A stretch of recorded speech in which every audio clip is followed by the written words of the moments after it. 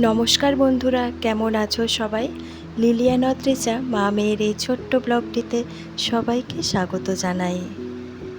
আজ আমাদের ঘোরাফেরার শেষ দিন, মানে বাড়ি ফেরার পালা।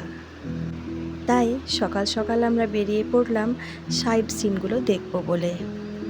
গত 3 দিন ধরে আমরা যে অফুরন্ত আনন্দ মজা করেছি, আজ তার অবসান। তাই মনটাও সকলের ভারাক্রান্ত। বাড়ি ফেরা মানেই সেই রোজকার রুটিনে ফেরা, তাই সকলের মন থেকে আনন্দটা একেবারেই যেন মুছে গেছে।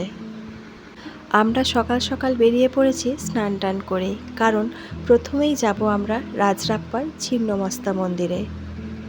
তবে সেটাও অনেক দূরের রাস্তা, তাই আমরা সকাল সকাল না বেরোলে ঠিক সময় মতো ফিরতে পারবো না। আস্তে আস্তে প্রায় আমরা অনেকটাই কাছাকাছি পৌঁছে গেছি, তবে একটার পর একটা পাহাড় পেরিয়েই সেই মন্দির।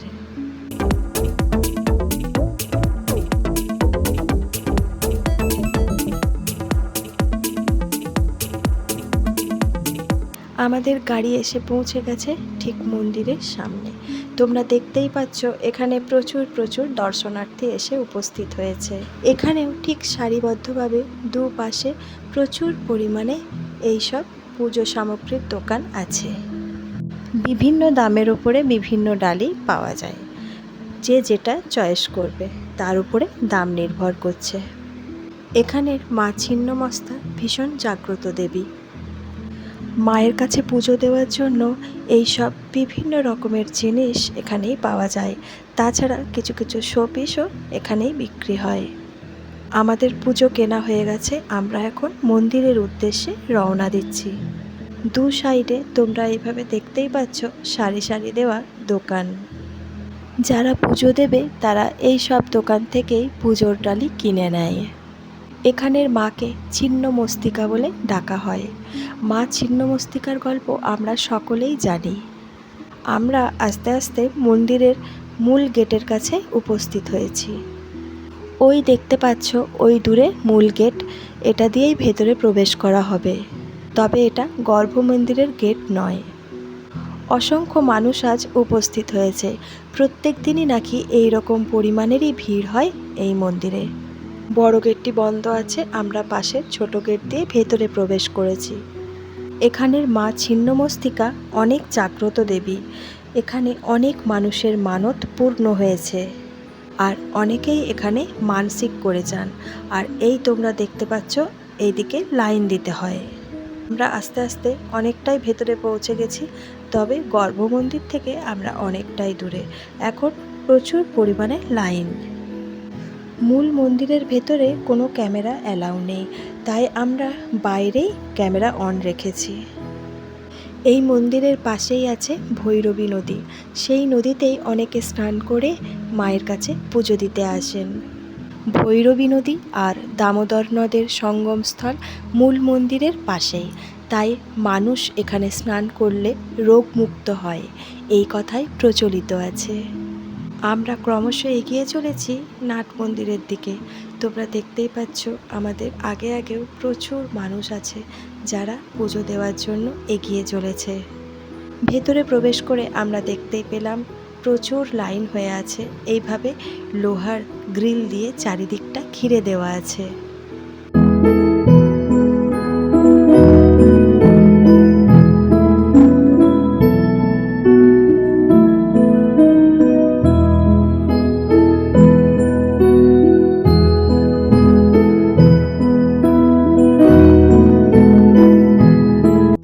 আমরা এখন লাইনে দাঁড়িয়েছি, কিন্তু অনেকটাই পিছনে। আমাদের আগে আছে প্রচুর প্রচুর মানুষের ভিড়। আমরা দাঁড়িয়ে আছি প্রথম নাট মন্দিরে, আর ওই দূরে দেখতে পাচ্ছ দ্বিতীয় নাট মন্দিরের ভিড় কেমন। আর মূল মন্দিরের পাশেই তোমরা দেখে নাও পাহাড় আর নদীতে ঘেরা সুন্দর দৃশ্য। জায়গাটা সত্যিই অত্যন্ত মনোরম। চারিদিকটা পাহাড় আর পাথর আর নদীতে ঘেরা। তবে যাই হোক, এতটা ভিড় আমাদের ট্রেন পাওয়ার জন্য সমস্যার কারণ। এখানের লাইন খুব আস্তে আস্তে এগিয়ে চলেছে। মূল মন্দির থেকে আমরা অনেকটাই দূরে আছি। ওই দূরে মন্দিরের কিছুটা অংশ দেখা যাচ্ছে। মন্দিরের চারিদিকে আছে যজ্ঞকুণ্ড। প্রত্যেক কালী পুজোতে অমাবস্যা তিথিতে সেই যজ্ঞকুণ্ডে যজ্ঞ করা হয়।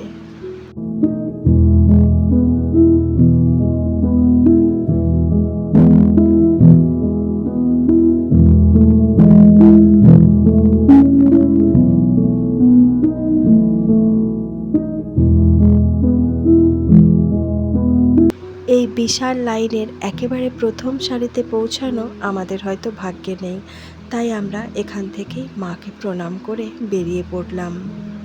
আসলে আমাদেরকে আরও অনেকটা পথ পৌঁছাতে হবে, দুপুরেই আমাদের ট্রেন। আমরা দূর থেকেই মাকে মনে মনে স্মরণ করে গাড়িতে উঠলাম।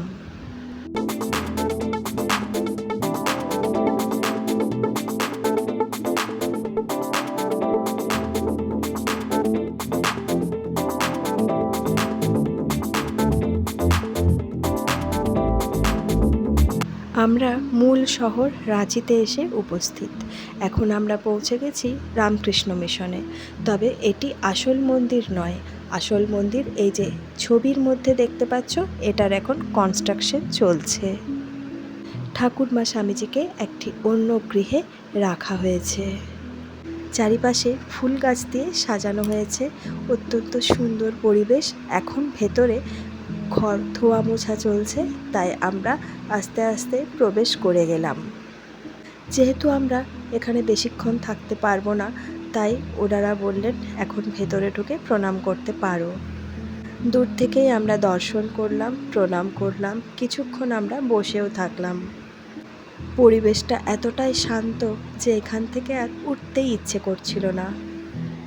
তবে আরবের ছটপটানি তো আছেই, তাই আমরা এখানেই স্নান জল গ্রহণ করলাম। এই বাক্সের মধ্যে ঠাকুরের ফুল আর প্রসাদও রেখে দেওয়া আছে। নতুন মন্দিরের কাজ চলছে, সেটা আমরা দূর থেকেই দেখলাম। হয়তো আর কোনোদিনও এখানে আসতে পারবো না, বা আসার সৌভাগ্য হবে কিনা জানি না। তবে কাজ চলছে, এটুকু দেখেই আমাদের বাড়ি ফেরা। ওখান থেকেই আমরা সোজা পৌঁছে গেলাম রাঁচি সায়েন্স সিটি। এটাও একটা দেখার ভীষণ ভালো জায়গা। যারা স্কুল কলেজে এখনও পড়াশোনারত তাদের জন্য এটা খুব উপকারের জিনিস। আমাদের গাড়ি ভেতরে পৌঁছে গেছে, আমরা এখান থেকে নেমে সোজা হাঁটতে শুরু করলাম। মূল গেট থেকে বেশ অনেকটা দূরেই অবস্থিত। আমরা আস্তে আস্তে হেঁটে হেঁটে ভেতরের দিকে প্রবেশ করছি। তবে যতই যাচ্ছি চারিদিকটা শুধু গাছ আর গাছ। তবে আরেকটা জিনিস দেখার মতো, চারিপাশে বাচ্চাদের মনোরঞ্জনের জন্য ছোট ছোট পার্কেরও ব্যবস্থা করা আছে। জায়গাটা গভর্নমেন্টের আন্ডারে, তাই টিকিটের মূল্য অত্যন্ত কম। আমরা আস্তে আস্তে অনেকটাই কাছে পৌঁছে গেছি।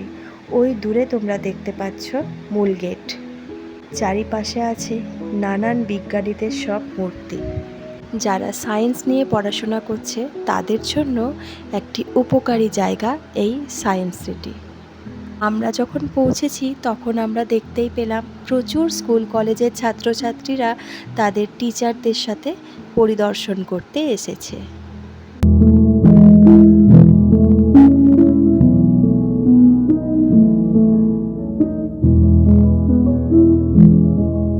আরব তো এখন কিছুই বোঝে না, ও এইসব জিনিসগুলো দেখে বেশ আনন্দ উপভোগ করছে। কিন্তু কিছু কিছু জিনিস অদ্রিজার সিলেবাসের মধ্যে আছে বলে ও অনেকটাই বুঝতে পারছে। তবে আমি যেহেতু সায়েন্সের স্টুডেন্ট ছিলাম না, তাই অনেক কিছুই আমার মাথার ওপর দিয়ে বেরিয়ে যাচ্ছে। আমিও ঠিক আরবের মতোই আনন্দ উপভোগ করছি। কোনো জায়গায় দাঁড়ালে আমি ছোট হয়ে যাচ্ছি, আবার কোনো জায়গায় দাঁড়ালে আমি ভীষণ মোটা হয়ে যাচ্ছি, আবার কোনো জায়গায় আমি নাকি হাজারটা। বিজ্ঞানের নানান জিনিসের মধ্যে এই একটিকে আরব ভেবেছে সাইকেল, তাই চেপে অনেকক্ষণ ধরে বসেই আছে। যাই হোক, ভেতরটা তো ভীষণ সুন্দর লাগলো, বাইরেটা আবার তার থেকেও সুন্দর। কারণ বাচ্চাদের জন্য এই সব বিভিন্ন প্রজাতির ডাইনোসরের প্রস্তর মূর্তি করে দেওয়া আছে। কত ধরনের যে ডাইনোসর হতে পারে তা এখানটা দেখেই আমি বুঝতে পারলাম। তবে যাই হোক, আনন্দ উপভোগ করলাম প্রচুর পরিমাণে। এখান থেকে আমরা সোজা বেরিয়ে পড়লাম স্টেশনের উদ্দেশ্যে। ট্রেনের টাইম আর বেশিক্ষণ নেই, তাই আমাদেরকে স্টেশনে এবার পৌঁছাতেই হবে। অবশেষে আমরা স্টেশনে পৌঁছে গেলাম, আর কিছুক্ষণ বাদেই ট্রেন।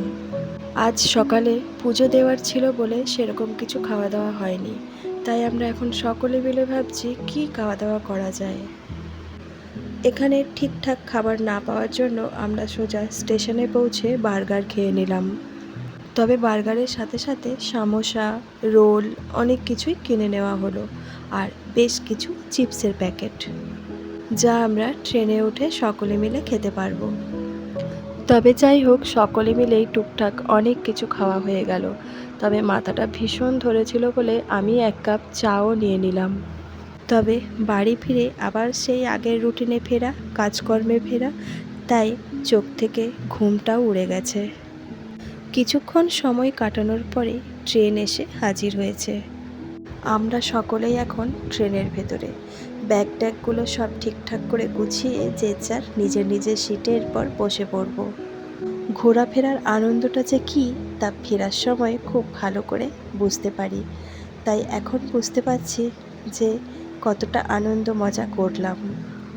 আবার কবে রেগুলার রুটিনের ছন্দপতন ঘটবে সেটাই এখন বসে বসে ভাবছি। তো যাই হোক, আমাদের স্ন্যাক্সটা দিয়ে গেছে, এখন আমরা টুকটাক এখান থেকে যা পারি কয়েকটা জিনিস খেয়ে নেব।